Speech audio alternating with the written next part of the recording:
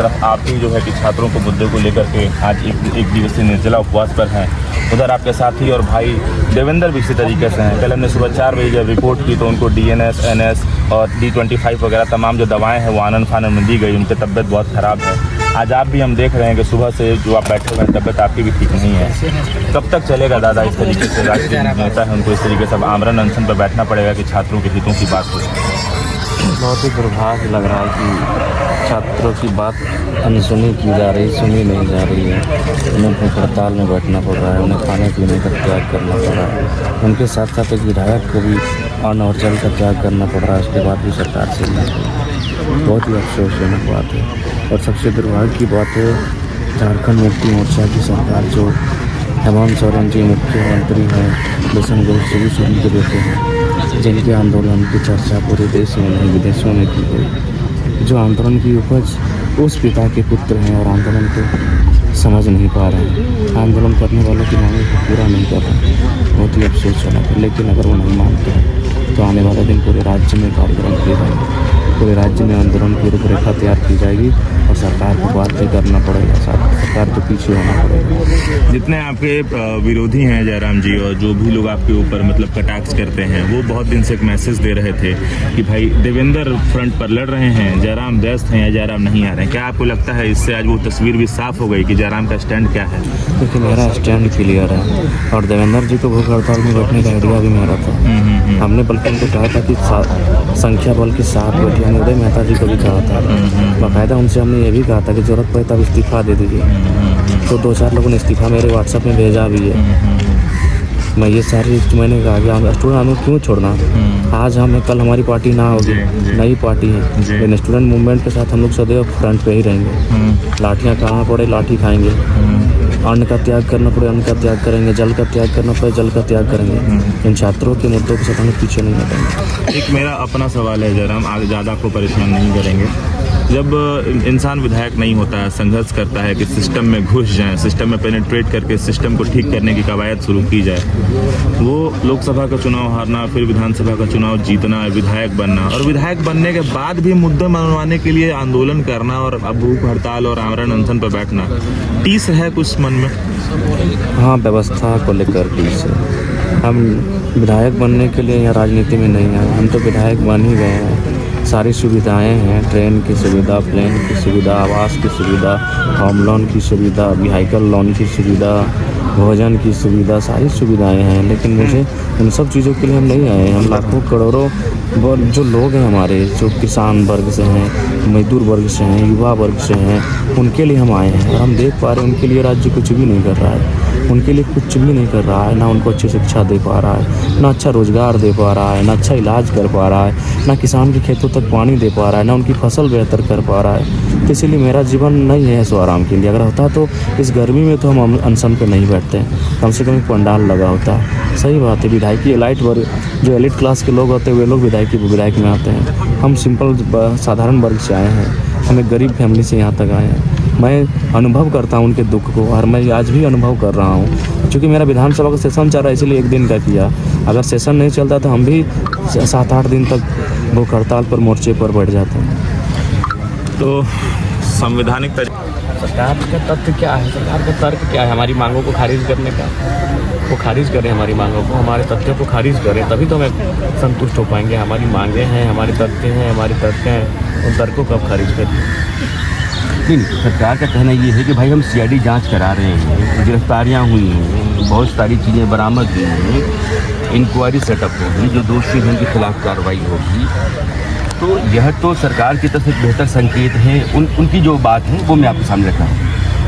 सबसे पहले तो सरकार से मेरी आग्रह होगी कि CID को कहिए प्रेस कॉन्फ्रेंस करें और किन की गिरफ्तारी है उनको बताएं कौन लोग, वो भी जानना चाहते हैं, वो भी जानना चाहते हैं कौन लोग गिरफ्तार हुए। क्या पूर्व चेयरमैन JPSC के ख्यागते जी गिरफ्तार हुए?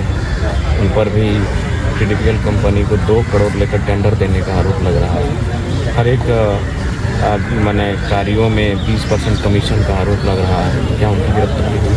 क्या उनकी पूछताछ हुई? और हम चाहते हैं पूछताछ नार्को टेस्ट हो, अभय तिवारी का भी और ख्यांगते का भी नार्को टेस्ट हो और उस नार्को टेस्ट को लाइव टेलीकास्ट किया जाए, झारखंड के हर एक लोग उसको अपने घर में बैठकर देखें। नार्को टेस्ट तो अदालत की मंजूरी के बाद ही होता है। ठीक है, आप एक पहल करिए ना भाई, पहल करिए, समय लगेगा कोई बात नहीं, पहल करिए, उनको तब तक उनको कस्टडी में लेके रखिए, उसके लिए परमिशन मांगिए। तब तक आप सीआईडी की जो जांच है उसे सार्वजनिक कर दीजिए कि आप किनको गिरफ्तार किए हैं, उनका घर कहाँ है, उनका पद क्या है, उनकी कमाई क्या है, उनके परिवार का बैकग्राउंड क्या है, हम लोग को भी जानना है। 60 लाख रुपए में सीट बेचने वाला कोई इज्जत उज्जत नहीं होना चाहिए। जयराम महतो के पास बतौर जनप्रतिनिधि अभी तक जितनी जानकारी है जिसको लेकर के आपकी पार्टी अनशन पर है, विरोध पर है, धरना भी कर रही है, वो क्या है? यहाँ सरकारी भर्तियों में जो धांधली है और सरकार की जवाबदेही जिम्मेदारी को लेकर के सवाल हैं, वो आपके पास क्या क्या है? हमारे पास बहुत सारे तर्क हैं, चाहे वर्तमान चोरियों जेपीएससी हो या जेएसएससी सीरियल हो या फिर टीजीटी 2016 हो या फिर एएसओ हो, फॉरेस्ट वाला मैटर हो या फिर लेडी सुपरवाइज़र का मामला हो। कई विषय हैं जहां हम लोग के पास पर तथ्य हैं जिनके आधार पर ये स्पष्ट हो रहा है कि धांधली बड़े पैमाने से। जयराम महतो 2 साल से विधायक हैं। अब जब छात्रों ने आंदोलन शुरू किया, माहौल बन गया, तो फिर आप भी आए लीड करने के लिए। इसके पहले जो समय था उसमें आपने क्या किया? तो सभी हमने लीड किया। सबसे पहले मुख्यमंत्री से मिले, राज्यपाल जी से मिले और कार्रवाई की मांग की। फिर कार्रवाई आरंभ हुई, हम लोग संतुष्ट नहीं हुए, फिर बापू वाटिका में हमारे साथियों ने धरना दिया। फिर 29 तारीख को राज्य स्तरीय कॉल किया गया, राज्य स्तर से नौजवान आए, हम लोगों ने फिर 28 तारीख को अपने पार्टी के बैनर तले कार्यक्रम किया और हमने कहा कि रांची में जो कार्यक्रम हो रहा है उसको छेड़छाड़ नहीं करना है, उसमें हमें बगैर झंडा, बगैर बैनर, बगैर पार्टी के समर्थन करना है। लेकिन हम लोग अपने पार्टी से भी कार्यक्रम करेंगे। हम लोगों ने पूरी ज़िला में 4 तारीख को 24 ज़िला में 1 दिन का प्रदर्शन किया। हर तरह से हम लोग लगातार एक्टिव हैं। फिर भूख हड़ताल की जो घोषणा हुई वो भी हमारी पार्टी के देवेंद्र जी सबसे पहले हुए, फिर महेंद्र जी हुए, प्रेम उस, तो हमने सब चीज़ तो शुरुआत ही हम लोग की है। वो जो मंच आप देख रहे हैं, मंच भी हम लोग सबसे पहले बनाए थे। फिर छात्रों को कुछ लोगों ने भ्रमित किया कि पॉलिटिकल पार्टी के मेंबर हैं, इनके साथ जाएंगे तो सरकार शायद नाराज़ हो जाए, इस तरह बोल के उनको साइड करते हैं। लेकिन वो आपसे अलग तो हो गए ना।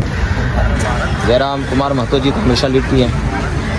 आज आप लोग का आशीर्वाद से विधायक भी हैं तो हमारी आवाज़ को अंदर भी उठाएंगे। कल तक ये रोड में उठा रहे थे, हम लोग सब साथ हैं।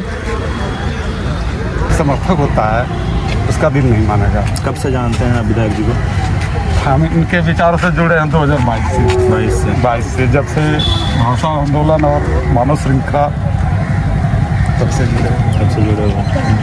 देवेंद्र से भी मुलाकात हुई आपकी? अभी हम लोग यहाँ के बाद वहाँ जाएंगे, वहाँ से भी मुलाकात हुई। लगता है कि आपके नेता जिस तरीके से कर रहे हैं तमाम चीज़ों को लेकर के आंदोलन, व्यवस्था में कुछ परिवर्तन इससे होना चाहिए होगा? तो सारा चीज़ तो विधायक जी बताइए, जो माननीय विधायक जी, व्यवस्था से विधायक जी तो अंतुष्ट है ही। सारा आम जनता झारखंड की त्राहिमाम ये जेएमएम कांग्रेस की गठबंधन राजनीतिक सरकार की कुप्रबंधन से पूरा आम जनता त्राहिमाम है। छात्रों का तो छोड़िए, छात्र ये तो नहीं लगता है कि ये लाइलाज बीमारी का हम क्या रास्ता निकलेगा। आज 8वां दिन हो गया देवेंद्र जी का हड़ताल पर बैठे हुए। माननीय विधायक जी का आज प्रथम दिन है। हमरा ना लगता है कि कोई झारखंड सरकार की ओर से इनका हाल चाल लेने के लिए अभी तक आए हैं। कहा है जानकारी के लिए हम मीडिया के माध्यम से, सोशल मीडिया के माध्यम से हमने देखा थे कि इनके आवास के विषय में, इनके कटाज करने वाले इनके विपक्षी कि वहाँ रोक छोक है, कि वहाँ गार्ड है, कि नहीं घुसने देता है। अभी हम लोग आधा घंटा पहले अपनी आँखों से देखते हुए, कोई गार्ड नहीं, कोई सुरक्षा नहीं, आम जनता के लिए एकदम विधायक जी ने एकदम निछावर कर दिए हैं। 8वां अजूबा ये इनका आवाज़ लगता है। चलिए ठीक है। तो तमाम जो